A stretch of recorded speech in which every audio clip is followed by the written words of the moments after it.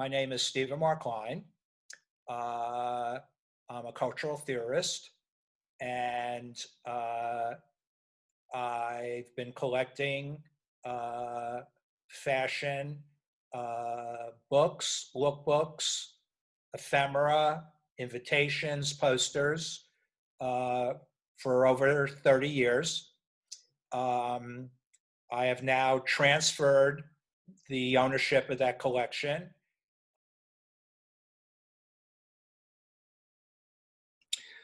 Well, collecting books.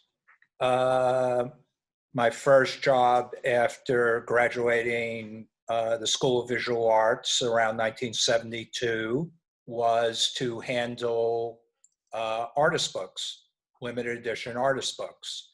And by being intimately involved with that activity day to day, it just started naturally.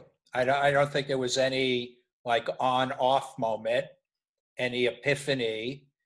I just started collecting. Those were Ed Ruscha books, Lawrence Weiner books, art and language books, publications from Seth Siegelau, and that was the beginning.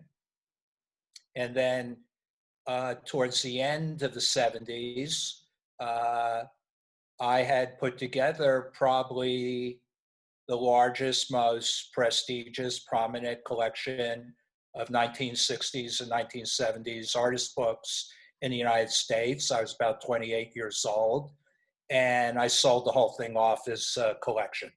That was the end of like my collecting period, number one. So now here's the second phase of my collecting. Uh, I was in Paris in the fall of 1982, and I was there with my then wife, the modern dancer choreographer Melissa Fenley. I was taken to one of the shows, and it turned out to be Ray Kawakubo's Come to Gaston. It was the fall of 82, so it was spring, summer 83's collection. And the next day I went to the showroom, and I was presented with a lookbook. And on closer inspection, I kind of realized that Ray, whoever was working with Ray, it could have been Ray on her own, I'm not sure, had some knowledge of conceptual art books. And it was from there that the collecting began.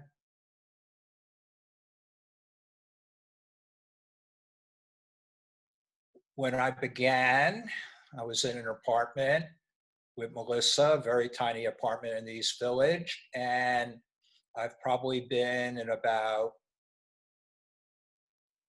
five or six residences since in New York, and it was always moving them. Yeah.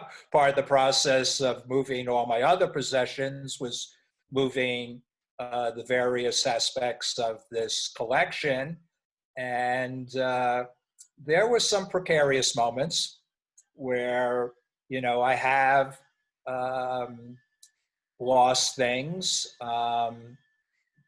When they were stored, they weren't stored securely, and a few things were taken, as I moved through the years, and but not many. It's really interesting. Only a handful. I've been in my current apartment for approximately 15 years, so that's been easier. It's a fairly large apartment by New York City standards, and there was, or there still is, but they're empty now, a good deal of shelving and storage space. So it was a lot easier in this last part of the collecting cycle.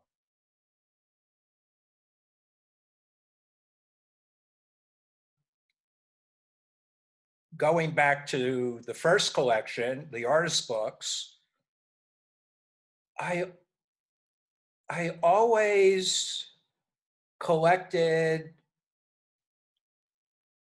in an archival sense. I never really used them.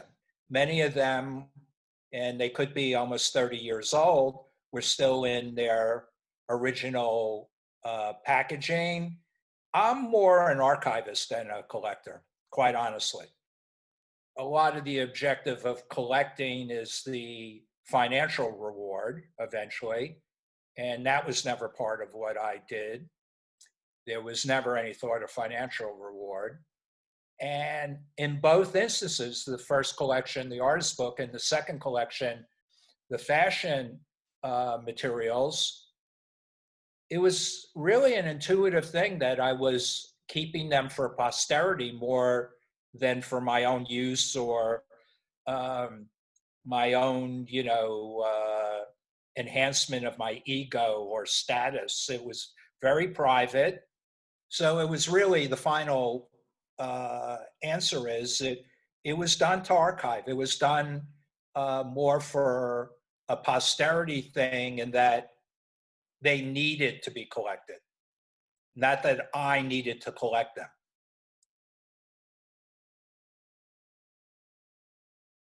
Again, to reference the first order of collecting, a lot of that was the individual artists. Ed Ruscha had a certain uh, book practice, and uh, I had pretty much, I think I did up at that point into the late 70s, had every art book project that Ruscha had created to that point. And in sort of, moving into the fashion archive, a lot of it was availability, how to acquire them. A lot of it was availability. Uh, there were certain fashion houses, certain designers that, I kind of slowly began in the 80s. It's really in the very beginning 90s that it really kind of intensifies.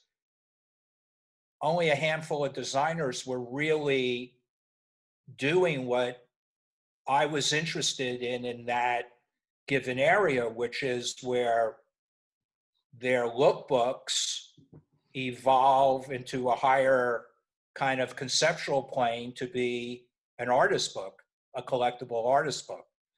And in terms of how I, stored them, and again, especially in the last 15 years or so, was completely random.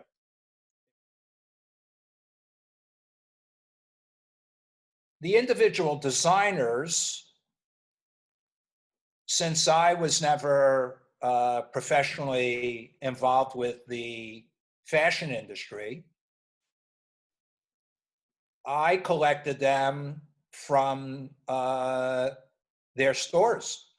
In those decades, traditionally by the checkout counter, there would always be a little stack of the current lookbooks. And I would just politely ask someone in the store whether I could have one. And, usually the answer was in the affirmative, and I would take one. I spent a lot of time shipping these with my luggage around the world. In particular with the lookbooks, those are given to the editors, to buyers, and especially through the 80s and 90s, there was no public dialogue. There was no intellectual dialogue about what they were, what they meaned. Obviously, the creatives involved with the projects, the creative directors, the art directors, the photographers, probably kept a copy or two as part of their archives, but there weren't stories, there weren't exhibitions, they weren't openly discussed. Today they are. My favorite piece is the designer or design house is Matsuda. It was shot by Nan Goldin. It's 1996. It was in a limited edition of 3,500, and they were all hand numbered. They weren't signed, but they were hand numbered. And the title was Naked New York, and it's pure Nan Goldin. It's her whole community, and she just drops the young model James King in the middle of this community, and the central aspect of their lives was heroin, and James is on heroin in the middle of this shoot. And fashion loves using this word authenticity, and these are some of, if not the most authentic photos of young outsiders, that they're wearing the clothes, but there's no real styling. It's all, they're just were handed the clothes. They were living in the clothes. They're living their lives as heroin addicts and, just, again, social outlaws. And you go from beginning to end, and it's, if you were part of that community, have any sense of what that was all about through the 70s, 80s, early 90s in New York, it's, you could say, heartbreaking, it's poignant, it's deeply emotional, and it can never be done again, I don't think.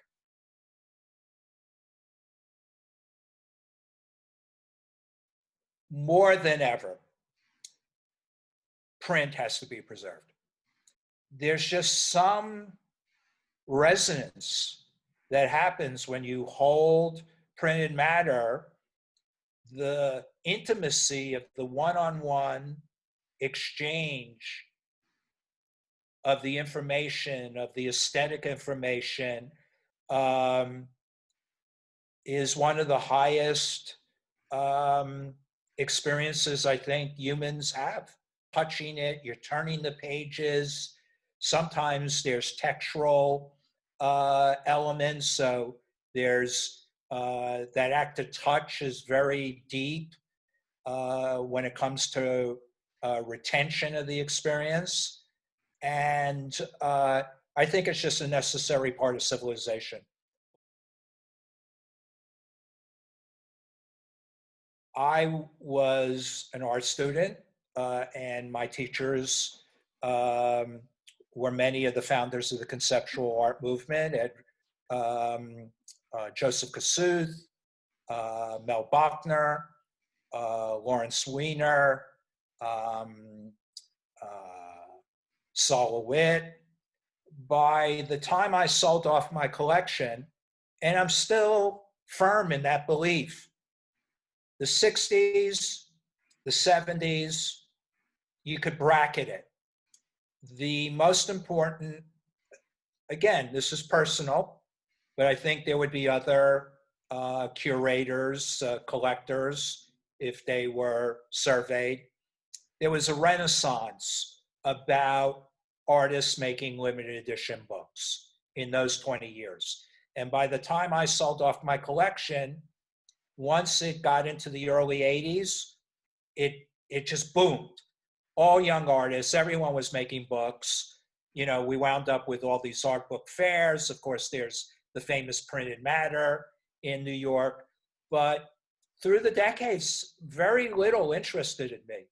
And then once I saw the beginnings of this process in the fashion world, I collected through a certain period. And towards, 2018, 2019, it became harder and harder to find interesting pieces. But what's fascinating is, because of the pandemic and the need for the designers to, conceptualize other ways of presenting their collections, there's been a revival. In essence, I think I'm done, and it's been transferred to you and as an institution. And now I'm trying to evolve a new pattern. And I find myself drawn to late 60s, early 70s, really radical computer and hacking documentation, which no one is really talking about.